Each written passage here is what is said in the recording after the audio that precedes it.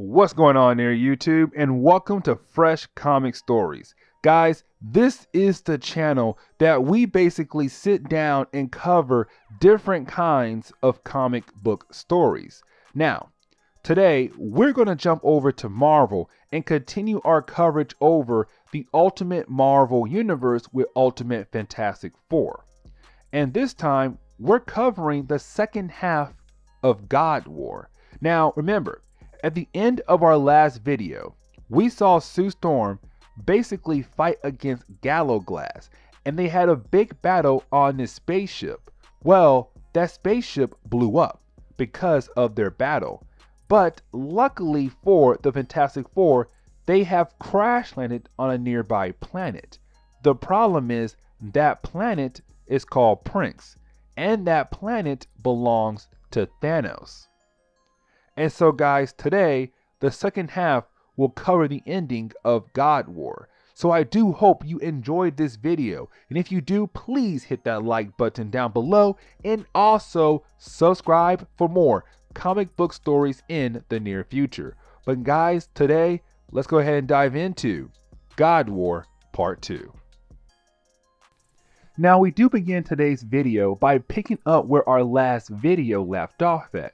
If you guys remember, at the end of our last video, the Fantastic Four blew up a spaceship in space, and they then crash landed on a planet called Prinks.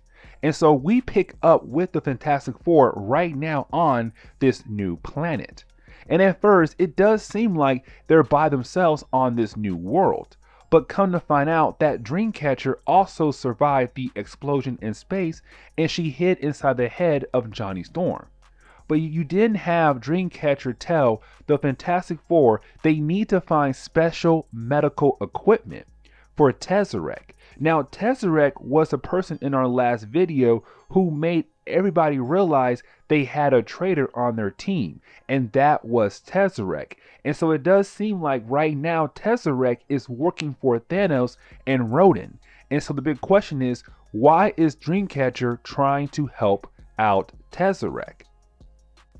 Now, on the other side of the planet Prinks, we pick up with Thanos, where we see that he is telling his servants that with his abilities, he was able to tell there are 4 people who survived the crash on the planet.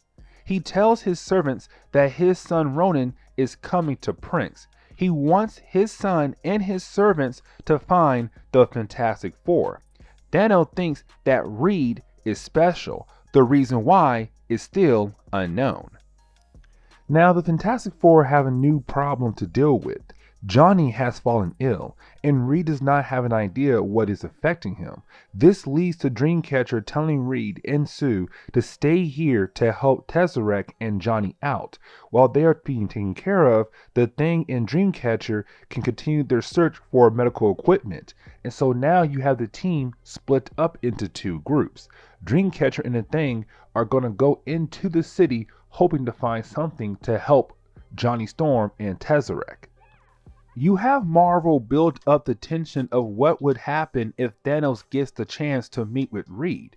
We jump over to a planet called Halcyon, and I really do hope I pronounced that correctly. And we pick up with the character Darren. We have no idea who he is, but we see that he is able to talk to the World Tree.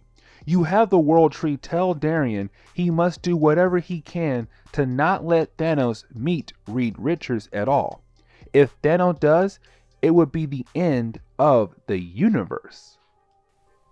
That leaves us with a thought on how Thanos would be able to find Reed. Well, it literally happens at the end of the chapter thanks to Ben Grimm. We find out that Ben Grimm and Dreamcatcher had stopped a public execution of a prisoner. He felt so bad for the prisoner because he was able to find out the prisoner is innocent. And since Ben Grimm stepped in to save the prisoner, Thanos' servants now know where to look for the Fantastic Four. As Dreamcatcher is trying to catch Reed and Sue up on everything that had happened, Thanos is able to use one of his abilities to take control of Ben Grimm. With Thanos now being here, he is finally able to speak to Reed Richards and try to bring him over to his side. But of course, Reed is not going to help Thanos out because he demands it. Reed is looking at Thanos as a crazy man and telling him to let Ben Grimm go. Thanos ignores Reed's request and continues to explain why he wants Reed to join his side. Thanos wants Reed to work on a project of his and then shows what looks like to be a cosmic cube.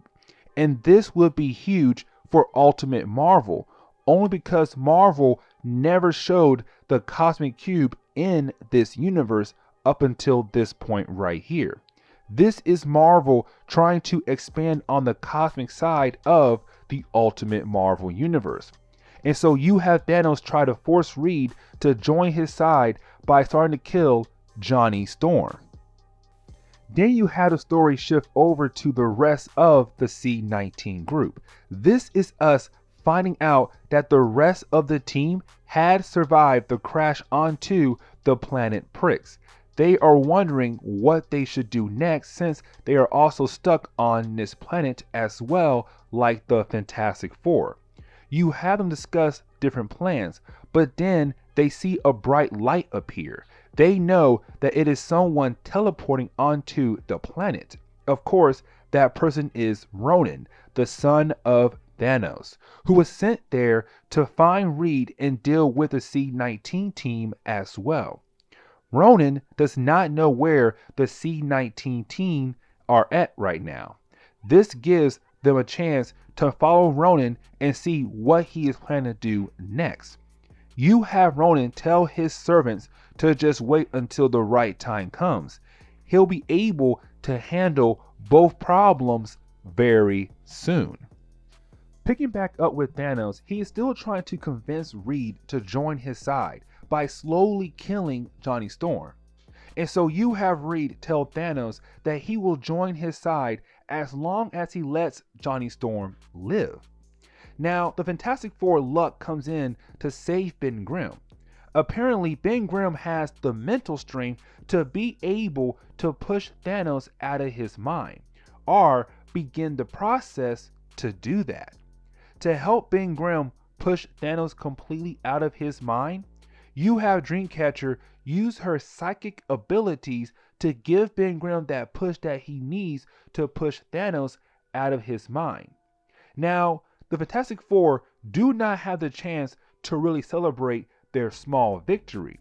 As soon as they get the chance to breathe, you have Thanos' army of servants start to attack the Fantastic Four in the random building they were held up in. This is where the story gets a tad bit confusing and went left field, because we pick up with the Fantastic Four trying to fight against the army of Thanos, but you then have Dreamcatcher tell Reed that she has a plan. Her plan is to give Reed a new level of knowledge and he'll be able to teleport the team back home to Earth.